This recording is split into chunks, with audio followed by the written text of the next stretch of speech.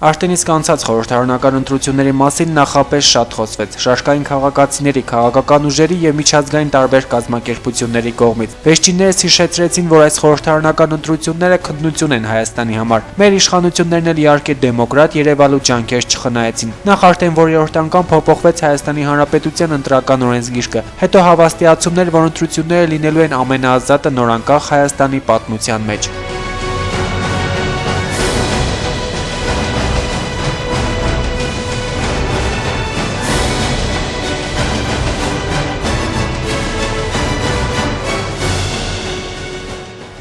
Հայաստանում հեշտական խայտարակ ընտրություններն անցկացվեցին։ Քաղաքական որոշ ուժեր խորհրդարանական ընտրություններին այս գնահատականը տվեցին, հայտարարելով օրենսգրքում կատարված փոփոխությունները, լրացումներն ու լրամշակումները որակապես չազդեցին ընտրությունների արդյունքների վրա։ Մայիսի 6-ին իշխանությունները չցուցաբերեցին բավարար քաղաքական կամ կազմակերպել ազատ եւ արդար ընտրական գործընթաց։ Ազատ եւ արդար ընտրություններ ասվածն այս անգամ էլ հայտարարությունից այն կողմ չանցավ։ Իսկ որ 5-րդ գումարման ազգային ժողովի ընտրությունները միանշանակ տարբերվելու էին նախորդներից։ Ասենք 2007 թվականի մայիսի 12-ի խորհրդարանական ընտրություններից շատ անգամ վստահեցրել էր հանրապետության նախագահը։ Հայաստանի նոտ ու ջրի նման անհրաժեշտ են ազատ եւ թափանցիկ ընտրություններ, ամիսներ շարունակ իշխանական թեվը այս հայտարարություններն էր անում։ Սերժ Սարգսյանն այս մասին խոսեց նաեւ Շիրակի մարզում նախընտրական քարոզարշավի շրջանակներում։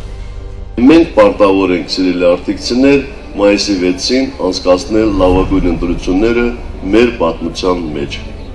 Մեզ օդիպես անհրաժեշտ է Հայաստանին օդիպես անհրաժեշտ է լավ ընտրություններ անցկացնել։ Եթե ձեր երկրում ընտրություններն անցնեն եվրոպական չափորոշիչներին համապատասխան, դա Հայաստանի համար նոր առաջընթացի սկիզբ կհանդիսանա։ Միայն ազատ եւ արդար ընտրությունների կազմակերպումը կնպաստի Հայաստան-Եվրոմիություն հետագա հարաբերությունների զարգացմանը։ Առաջիկա խորհրդարանական, ապա նախագահական ընտրությունները լուրջ մարտահրավեր են Հայաստանի համար։ Մենք բազմից ենք լսել, որ արվելու է հնարավոր ամեն ինչ թափանցիկ ընտրական գործընթացի կազմակերպման համար։ Ընտրախախտումները բացառելու համար անհրաժեշտ է դրսևորել քաղաքական կամք։ Գտնում են, որ դա պետք է լինի ինչպես իշխանական, այնպես էլ ընդդիմադիր թևի գործիչների գերխնդիրը։ Մայիսի 6-ին պետք է ստեղծել բոլոր անհրաժեշտ պայմանները, որպեսզի քաղաքացիները ազատ կատարեն իրենց քաղաքացիական պարտքը։ Իշխանությունը խախտեց միջազգային հանրությանը տված ազատ եւ արդար ընտրությունների մասին խոստումը։ Ընտրություններն ընթանում են ընտրական օրենսգրքի կոպիտ խախտումներով, ընտրակեղծիքներով։ Ընտրական գործընթացի մեկնարկից րոպեներ անց բարձրաձայնեցին քաղաքական գործիչները։ 2012 թվականի խորհրդարանական ընտրություններում նաեւ նորամուծություններ եղան։ Մասնավորապես լայն քննարկումների առիթ հանդիսացավ անձնագրերում դրվող կնիքների անհետացման փաստը։ Օքսիդացող կնիքը ընտրական գործընթացներում կիրառվեց առաջին անգամ եւ որակվեց որպես ընտրակեղծիքի նոր տեխնոլոգիա։ Առավոտը ժամը 8-ից մենք լրջագույն ահազանգեր ենք ստանում, որ օքսիդացող հատկապես աչափնյակում եւ արաբկիրում, որ օքսիդացող կնիքները օքսիդանում են ուղիղ 7 րոպեի ընթացքում։ Ես ինքս ստուգել եմ աչափնյակում եւ արաբկիրում կնիքը դնում են օքսիդացող եւ առնվազն 7-10 րոպեի ընթացքում կնիքները օքսիդացնում են։ Սա ուղղակի խայտարակություն է, այսինքն այն, ինչ որ մենք նախապես զգուշացնում ենք, որ օքսիդացող կնիքները իրականում ոչ թե օքսիդանում են 12 ժամվա ընթացքում, այլ մի քանի շատ կարճ, մենք նույնիսկ ասել էին 4 սպասվում է 15 րոպեում դրանք օքսիդանում են։ Ես դրա մասին տեղյակ պահեցի հենց նոր կենտրոնական ընտրականի հանձնաժողովի նախագահ Մուկուչյանին։ Ինքը ասեց, որ այո, տեղյակ ենք, հիմա տեսնում ենք, զբաղվում ենք եւ այլն եւ այլն։ Եթե այս կերպ են սկսելու ընտրությունները, ապա հերթական անգամ մենք պիտի արձանագրենք, որ Հայաստանում ընտրությունները ուղղակիորեն կեղծվում են։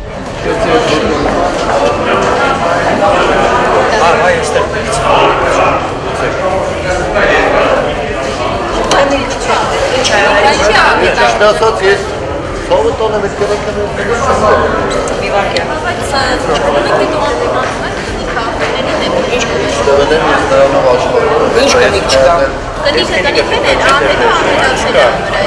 Դա արդեն մեր խնդիրը չի, եթե հնարավոր Օրինակը դրված է առավոտ։ Իսկ դուք այստեղ եք քվեարկել, հենց նոր դրեց կնիկը եւ չկա, մի րոպե ուշադրի նայ որտեղ ես դրել։ Բայց ցնդել է։ ցավը տանեմ դա մեր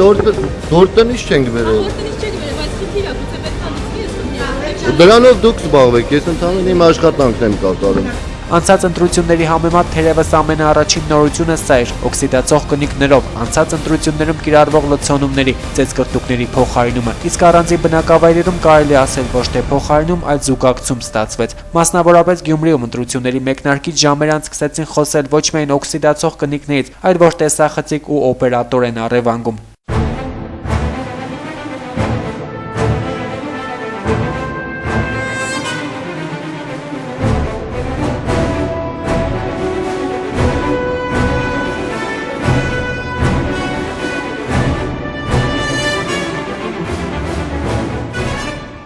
Ուղղակի նկարենք նույնս քեսի կողմեներ, եկան կամերան առան ու կանացին։ Մեկի շուրջ չեմ ճանաչում ես իրենց։ Ինչ ասում։ Կամ ոչ մի բան չասին, շուխուրով առան ու կանաց։ Արդեն տեղեկացել են։ Խոսքի մեր ժենգերություն։ Իրանք արդեն պատասխան կուտան ինձ, ես ինչ կանեմ։ Ես հիմա կսպասեմ պատասխանին այն, մինչև իրենք ասեն։ 8:20 էր երևի 5 հոգի մտաններ շատ արագությամբ։ Երևի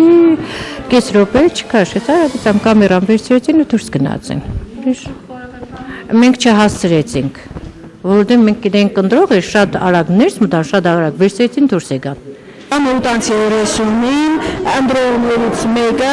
մոտեցավ,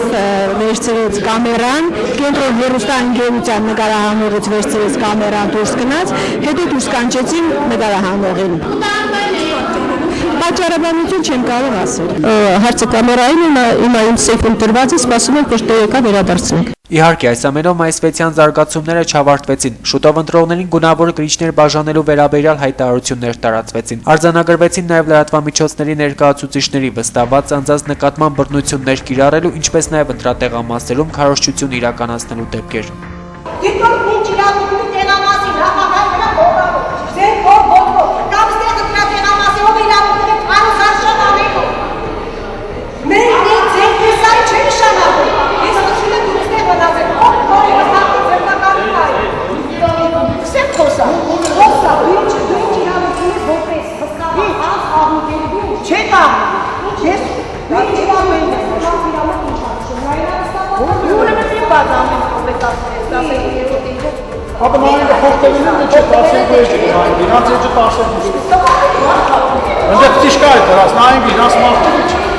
Ես խնդրում եմ ձեր դրսի կռիվները ստեղ մեկ բերեք արել։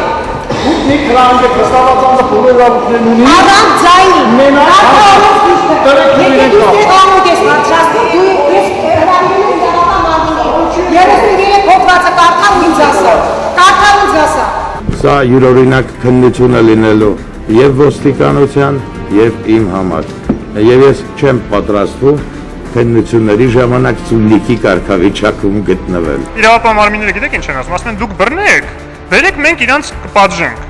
Այսինքն ոչ թե իրավապահ մարմինները պետք է դրանով զբաղվեն, այլ բուն падգամավորի տեխնացուները, քաղաքացիները, իսկ ինչի համար են այդ դեպքում իրավապահ մարմինները պարզ չէ։ Կեսօրին արտակուստ վիճակը խաղաղվեց, սակայն շուտով լայն կիրառություն գտան ընտրությունները կեղծելու հին մեթոդները։ Ընտրակաշառքի բաժանում, տրանսպորտային միջոցներով քաղաքացիներին ընտրատեղամասեր տեղափոխել եւ այլն։ Ամբողջ օրվա ընթացքում տեղամասերում նաև մարդկային կուտակումներ էին։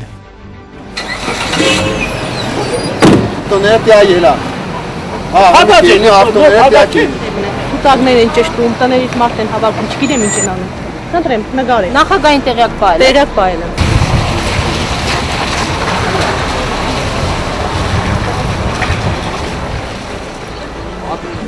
Չեն թողնի ներսնի։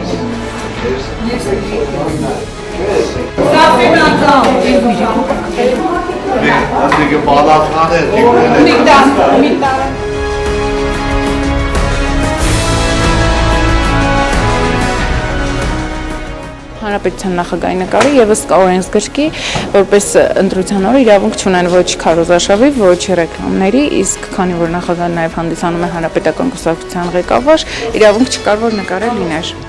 Իսկ ընտրությունների ավարտից 2 ժամ առաջ ընտրությունների հանրային վերահսկողության միջկուսակցական միասնական շտաբը արտահերթ նիստ գումարեց եւ հայտարարեց, որ ընտրությունների ընթացքում տեղի է ունենում կազմակերպված լայնածավալ մեքենայություն։ Քաղաքական որոշ ուժերի ներկայացուցիչներ անգամ կոչ արեցին դադարեցնել ընտրությունները հնարավոր վատ զարգացումներից խուսափելու համար։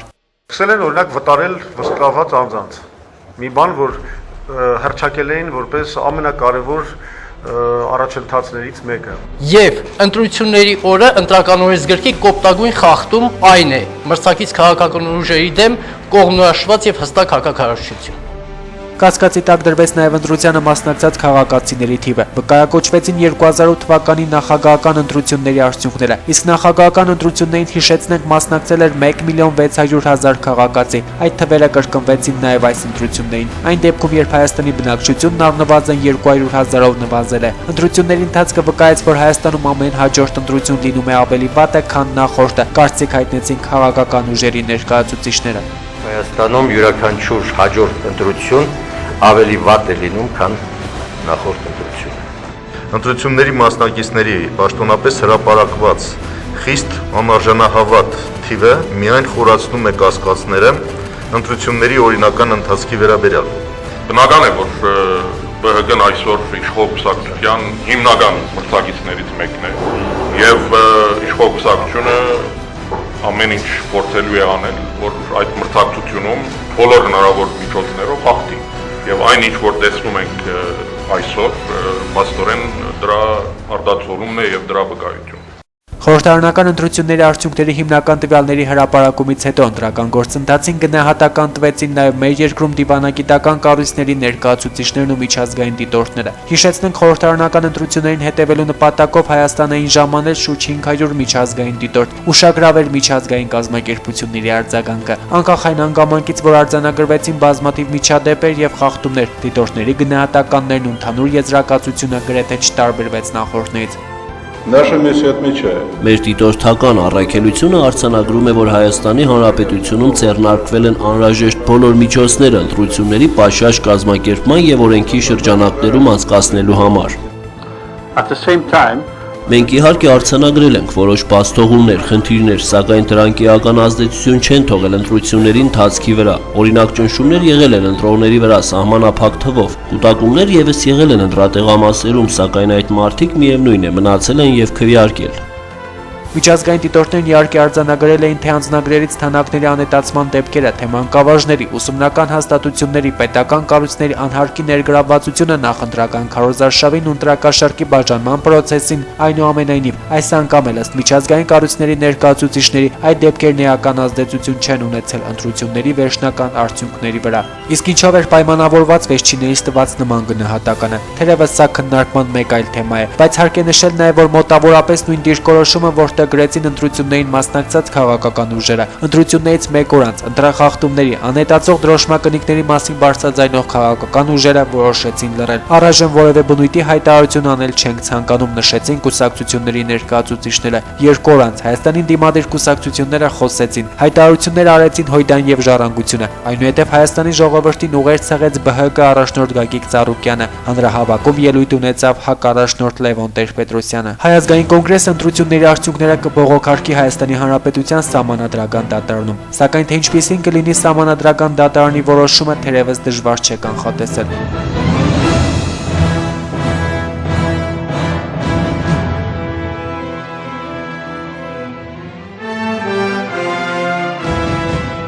Պատմություն դարձան նաև այս ընտրությունները։ Իշխանությունների որակմամբ ամենաազատը, Հայաստանի Հանրապետության քաղաքացիների որոշակի զանգվածի համար ամենաեկամտաբերը, քաղաքական որոշ ուժերի համար հիասթափեցնող, որոշների համար գուցե եւ քաղաքական իմիջի վախճանը։ Հետընտրական զարգացումներն ավելի ուշագրավ են լինելու, քանի որ ամիսներ անց նախագահական ընտրություններ են։ Գլխավոր ինտրիգը հիմա այն է, թե ամեն գնով խորհրդարանում բացարձակ մեծամասնություն կազմած հանրապետական կուսակցությունը միայնակ կձևավորի կառավարություն, թե ոչ։ Կլինի արդյոք նոր կոալիցիա, եւ եթե այո, ապա արդյոք ձայների առավելությամբ միայն հանրապետականին զիջող ԲՀԿ-ն մաս կկազմի կոալիցիային եւ առաջիկա ընտրություններին կսատարի Սերժ Սարգսյանին, թե հանդես կգա առանձին տեխնացուով։ Իսկ այս ընթացքը հետեւություններ անելու հարմար ժամանակահատված է, ինչպես քաղաքական ուժերի, այնպես էլ շարքային քաղաքացու համար, ով պարտավոր է քաղաքացիական արժեհամակարգի կրողն ու տարածողը դառնալ։ Մեկը միշտ հրաժարվել սեփական քվեն վաճառելու, տիրակալներ կարգելու եւ նրանց հպատակվելու, նույն այդ տիրակալների հանձնարարականով, բայց քաղաքացու ձեռքով մասսայական կեղծիքների գնալու արատավոր պրակտիկանից։ Հակառակ պարագայում սեփական իրավունքներին դեր կանգնելը կդառնա ուղղակի անհնար։ Քաղաքացու աչքի առաջ տեղի կունենան այսպիսի ընտրություններ, բայց նրան բոլորը կբացատրեն, որ դա է լավագույնը, դա է առաջընթացը, այն առաջընթացը, որին արժանի է օրինակ այս երթուղայինի առաջ, հեշտ կանգնած քաղաքացին։